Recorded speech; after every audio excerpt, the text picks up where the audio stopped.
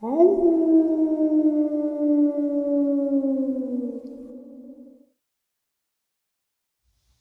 greetings and salutations, everyone, and welcome to this night-ending bonus upload.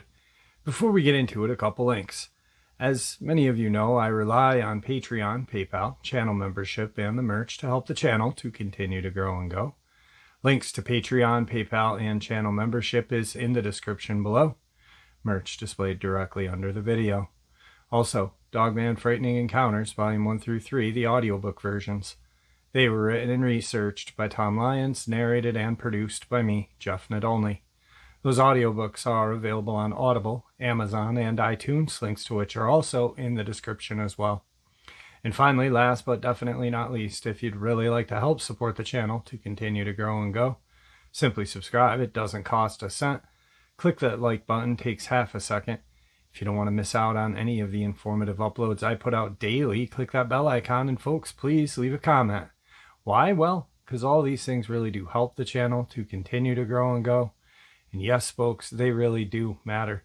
Now, everyone, I have taken far too much of your time. Let's jump into this end of the night bonus upload, shall we?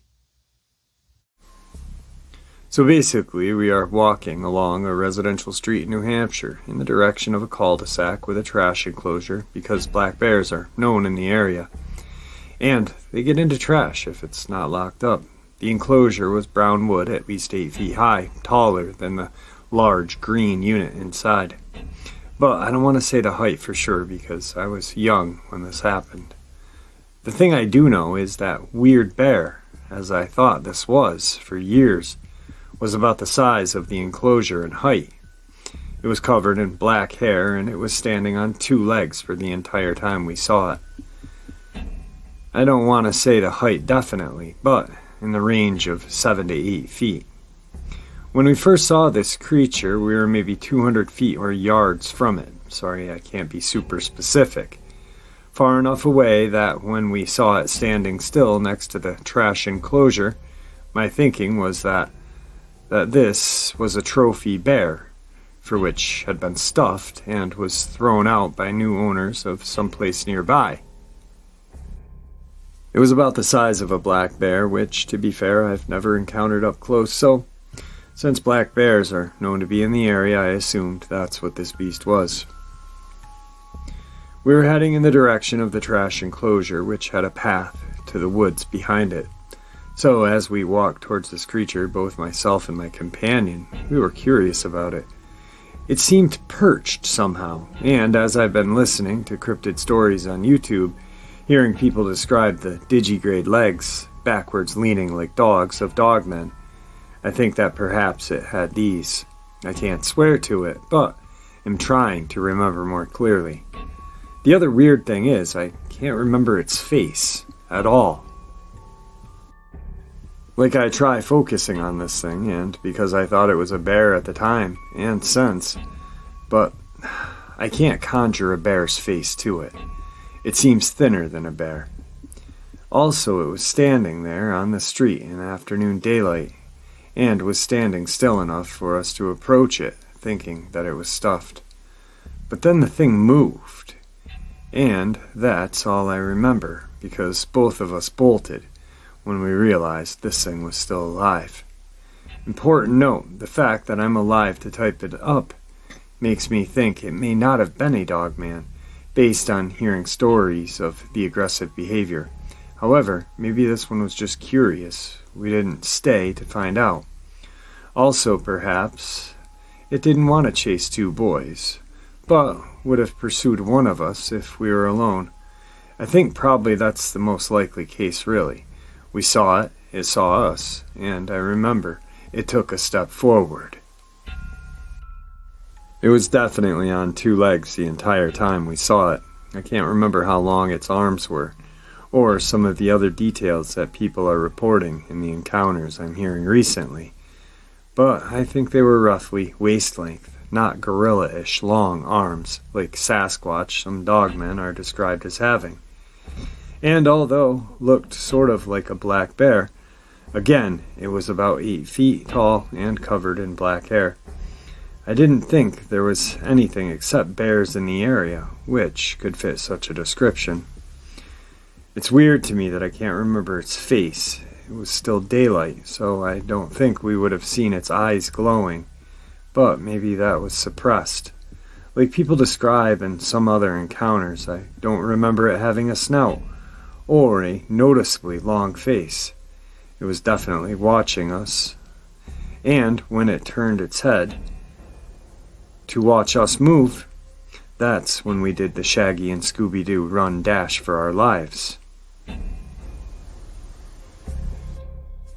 Alright, so I'm just gonna briefly discuss this. Well,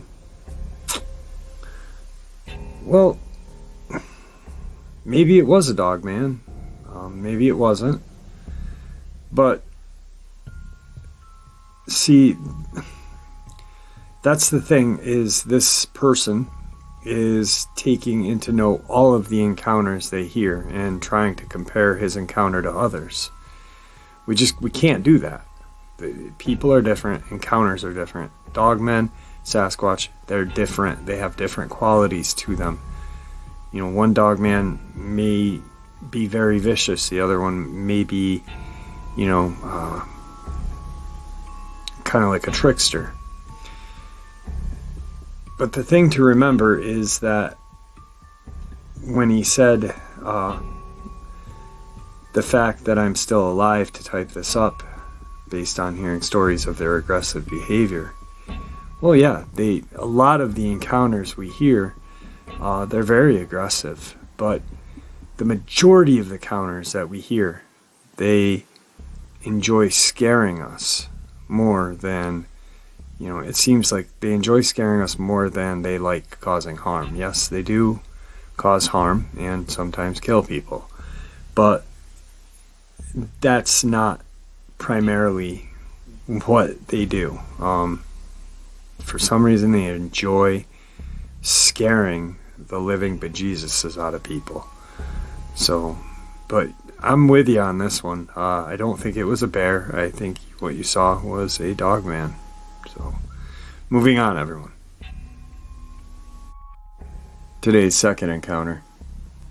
This happened in 1982. I was in 8th grade, and my sister and I, she was a year younger, were visiting my grandma and step-grandpa in Calgary, Alberta.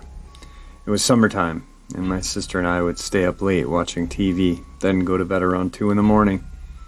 We had just gotten to bed. We were sharing a room and a bed at the back of the house, which was a bungalow. Our window was open with a screen in it. Outside, we heard a loud roar. It was like no animal I had ever heard. The only thing I can liken it to was the sound of the Tasmanian Devil in Looney Tunes. But not so fast. It was very loud enough to wake the whole entire neighborhood up. At this time, no one had air conditioning. It was a hot night, so everyone had their windows wide open. It was obvious that this animal was not trying to be sneaky. It didn't care who heard it. It sounded frustrated or angry. We could hear it tearing apart at the garbage cans. At this point, we thought that it was a dog, even though its sound was not dog-like in any way. My sister popped up from the bed to look out the window. She dropped down right away and said, "It's an ape." I looked at her like she was crazy, but she did look scared, so I didn't think that she was faking, which just scared me. I stood up on the bed to take a look. I couldn't frickin' believe it. There was a creature standing over the garbage cans, digging through them. This thing, which I could see right away was not a normal ape, that had perhaps escaped from the zoo.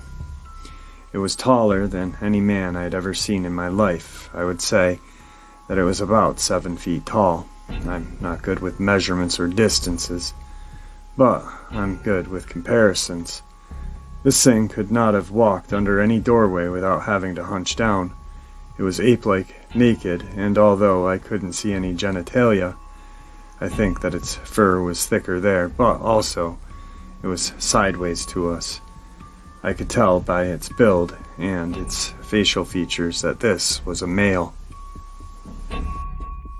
His fur was light to medium brown, and kind of long. I wouldn't say that it was thick and furry, more that it was long and furry, and you could kind of see skin under it. Our backyard was open to an alley with a carport beside it. The yard was not very big, just your typical inner city type yard, maybe a tiny bit smaller than that. It was nighttime, but there was street light fairly close to the alley and possible moonlight. It was not dark at all, and very easy to see him and distinguish his features. His arms were very long. It looked out of place for his body. He pulled a plastic bag out of the garbage and put it in his mouth, then pulled it out and roared in disgust.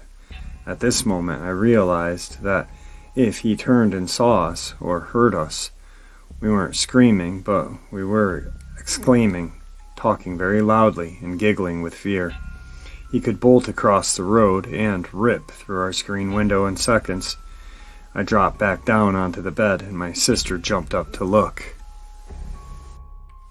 We were both sweating with fear.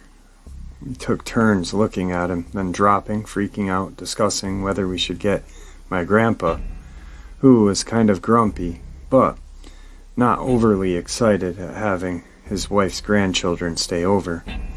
At this point, my grandpa heard us, came into our room, wearing his short, tan velour housecoat, which, in retrospect, was perhaps even more terrifying than the Sasquatch outside, and started giving us hell. We told him to look out the window.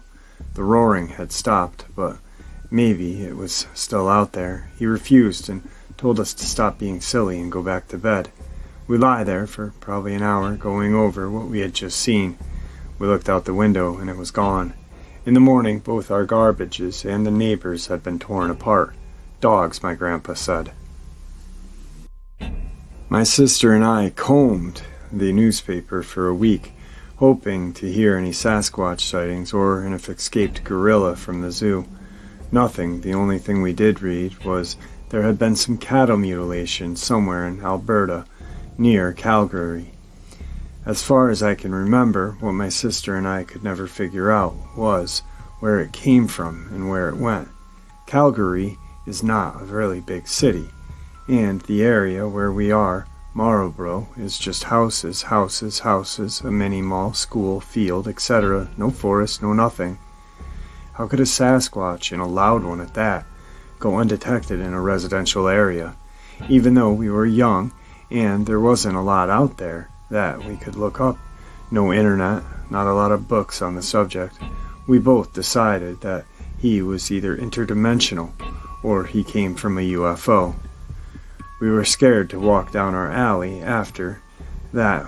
We were even scared that if he wasn't interdimensional, he perhaps would be hiding between the garbage cans or under someone's deck waiting to attack us.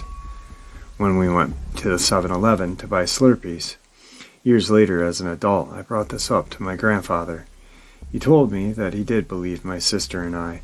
He was just too afraid to look outside.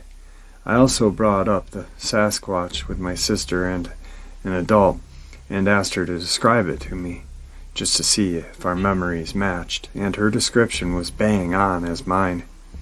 She said that its height and arms reminded her of Alice, the goon from Popeye's cartoons. Today's third encounter. A few years ago, my dad and I were out on a hunting trip together in Minnesota where we experienced something that I will never forget. Hudson was sleeping in the living room and all of a sudden he started barking. I mean barking like he was about to smash through the door and attack whatever was out there. My dad and I went out into the living room to calm him down, but he was standing at the door, hair raised and barking like a mad dog. My dad repeatedly tried to calm him down, but to no avail. Hudson started to paw at the door, all the while continuing his bark. I looked out the window expecting to see a wolf or a bear wandering around, but I couldn't see anything at all. There's a motion sensor in the front of the cabin to deter raccoons in the middle of the night, and that wasn't even tripped. Eventually Hudson calmed down, but he was still restless the rest of the night. I could hear Hudson walking around the cabin. It was almost as if he was standing guard over the entire place. We went out our first day of hunting, but there wasn't anything worth firing a shot at. We went out on the porch for another cigarette. My dad pointed out that the night was unusually quiet, and pointed out that the day was as well. Something was off and was going on in these woods. Hudson started barking again, even more ferocious than the night before. We went back into the cabin and tried to hush him again, but he still wouldn't listen. Again, I peered out the window. Again, I found nothing, except for this time, the motion sensor was on. It wasn't on 2 minutes before we were just out there. I began to make out movement just outside of the light and strained my eyes to see past the light. I finally got my dad to look outside, and his entire demeanor changed. He wasn't so laid back anymore. He was stiffened and agitated. "That's not a bear, son," he said to me. "Then what the hell is it?" I asked. I went over to the gun rack and grabbed my Weatherby Vanguard rifle. My dad was instantly in front of me. "You shoot that thing and we're gonna have one hell of a problem. Just let it do its thing and wander off like it did last night." I went to the window again and looked outside. The motion sensors were off, but I could just make out movement. It was still there. Hudson quieted down and started pacing again. I told my dad I think it left, and he looked like he was relieved. He went to the kitchen, grabbed 2 glasses, and poured us a serving of Jack Daniels, his favorite whiskey. He said he caught a glimpse of it, and it looked like a wolf, but it was too big and bulky. I don't know how long I was asleep for, but I woke up to another round of Hudson's incessant barking. He was pawing at my door and barking like mad. I glanced at the window to the right of my bed and damn near fell out of it. Whatever Hudson was barking at was peering into the window. It was no wolf. This thing was gigantic. It stared right back at me. It was furry, black, had yellow eyes that looked like they were glowing, ears that were triangular and sitting on top of its head, long canine teeth, and a long wolf-like muzzle. It looked to me like it was hunched over or crouching down so it could look in the window. Then it locked the screen on the window. I leapt out of bed and bolted out of my room. My dad was already awake, and I started yelling at him that the thing was back outside. I grabbed my rifle again, not caring about my dad's warning, but it was gone. My dad was right behind me and told me not to shoot, that it would just piss it off. He told me that he thought it was a werewolf. I saw it with my own eyes. It really did look like a werewolf, like from the underworld movies. He told me that when he saw it, it was standing on 2 legs, and it must have been at least 8 feet tall. I moved out of my bedroom into the living room again and looked out the window. The sensor was tripped again, but I couldn't see the thing anywhere. Eventually, Hudson calmed down again and all was quiet. I continued to stare out the window, watching for any signs of this creature's return. For the rest of the night, neither of us slept. We just waited. Every time Hudson got up, my body twitched, waiting for him to start barking again, but he never did. The sun rose. We walked around the cabin, but found nothing. We trekked out into the woods, but didn't go too far into them. There were no signs of that werewolf-like monster. I thought to myself, maybe Hudson could pick up the trail, and when I said it aloud to my dad, I heard how foolish it sounded. It dawned on me that it didn't actually want to find proof that this thing was out there, and I definitely didn't want to find the thing myself. My dad said we should probably just go back to the cabin and pack up. I didn't have a problem with that.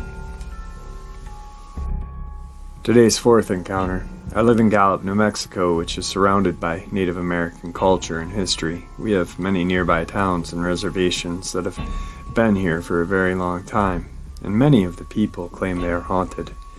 My experience takes place right in Gallup on the east side of the city, near a very small reservation. My best friend visited her sister every weekend. She lived in a low-rent apartment on the east side. Right across from these apartments is an elementary school, the one I actually attended when I was a little girl. During those weekends, I would spend the night at my friend at her sister's house. When there was absolutely nothing to do and the kids and parents were asleep, we'd go outside to the park located in the middle of the apartments and hang out. One night we became so bored we actually took off walking. I'd say it was around 2 in the morning. We were used to being up late and we were wide awake. We walked behind the apartments where there was no light and tons of bushes and prairie dog holes in the ground. As we were walking, I sensed that someone was staring at us or following us. I'm very sensitive, so when I sense someone is looking at me or following me, I'm usually right. I turned around to look and nothing was there. As I turned to look forward, my friend suddenly grabbed my arm and said in a scared whisper, "Oh my God, what is that?" I looked into the darkness and saw nothing. The wind was blowing lightly and there were a few trees ahead of us, so I passed it off as wind just moving the leaves. I told her, "It's just a little wind, chill out," and kept walking. But as I looked again, I saw what looked like a black figure moving through the trees. I stopped and said, "I think it might be a drunk crashing out back there at night." Just so I wouldn't scare my friend, I kept a calm voice, which was awfully hard for me to do because I sensed that this thing in the trees was not good. So I said, "Do you want to go back home?" And she said, "No, we're almost to the store, let's just keep going." So as we kept walking, we heard movement in the trees. We started to walk faster. I heard something behind us and looked. It was like a wounded or hurt dog. I wasn't really scared because where I live there's a lot of that, but what I heard next stopped me dead in my tracks and paralyzed me. I heard this dog moan or growl at the same time as if it was ready to attack. I literally couldn't move. My friend was trying to distract me, saying, come on, we gotta run." Her scream sounded distant, as if I had gone deaf and she was very far away. I had made eye contact with this thing and I knew that that was a bad move. I closed my eyes and said a small prayer. Without even thinking, I turned around and ran for my life with my friend close by my side. I tried not to look behind us, but something was telling me to look. I glanced back, and a man was running after us. He wasn't just running, he was running on all fours. I screamed to my friend, "Join in," and only because I scared her when I yelled. We finally got to the road. There was light and cars passing. We must have run for about 5 minutes straight and was completely out of breath. I remember our sides were aching and cramping as we stopped to catch our breath. I turned to look behind us and saw the man in the distant darkness running back to where it had come from. We walked a few more minutes until we finally reached the store. The lady behind the counter gave us a weird look and asked, "Are you girls okay?" We replied out of breath, "Yes, just a late night run." I could tell she didn't believe us, so she asked, "Do you girls run from the apartments?" I answered, "Yeah, why?" And she said, "Oh, are you girls sure you're okay?" We looked at each other and my friend told her, "Well, not really, we just had a horrible encounter with something. We don't know what it was or who it was." The lady said, "You girls just ran from a skinwalker. Whoever it was also chases someone he catches walking the road at night. You girls are lucky you made it this far." As if we weren't shaken up already, what she had just told us struck a nerve. I've heard similar tales from my grandmother. We didn't have any money, but she offered us a bottle of water and a ride back home. She closed the store down, and we got into her pickup. As we passed the bushes and trees where we had previously come from, we both saw something running. The lady told us to ignore it and close our eyes. We finally entered the apartment complex, and she asked, "Which is yours?" I pointed in the direction of the apartment. As we were getting out of her pickup, she told us, "You girls stay home at night now. There's no need for 2 young girls to be running around at 2 in the morning. Keep yourselves safe, you hear?"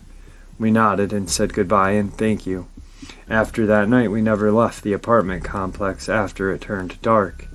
To this day, I still am shook up about what I had experienced that night, and I still don't really know what it was that chased us that night. Today's final encounter. My boyfriend went out back to have a cigarette. Now, the back porch light was off, but our neighbor's was on and casting enough light over the backyard to illuminate the trees.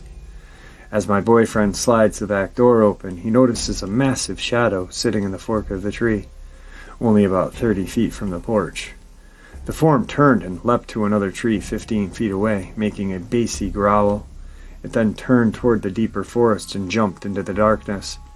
It's a sharp drop just into the woods, and my boyfriend heard the creature hit the ground and tumble away, making a grunting sound as it disappeared into the night. My boyfriend was so freaked out that he ran back inside without even lighting a cigarette. Now I know this is no joke to tell me what he saw. The closest he could compare it to was like seeing a wild chimpanzee. He said it was about the size of it. This happened at about 4 in the morning. I live in Missouri, in the city, and the forest behind our house is dense, but not huge. Alright folks, I hope you all enjoyed this night-ending bonus upload as much as I enjoyed sharing it with you. I'd like to thank you all for supporting the channel.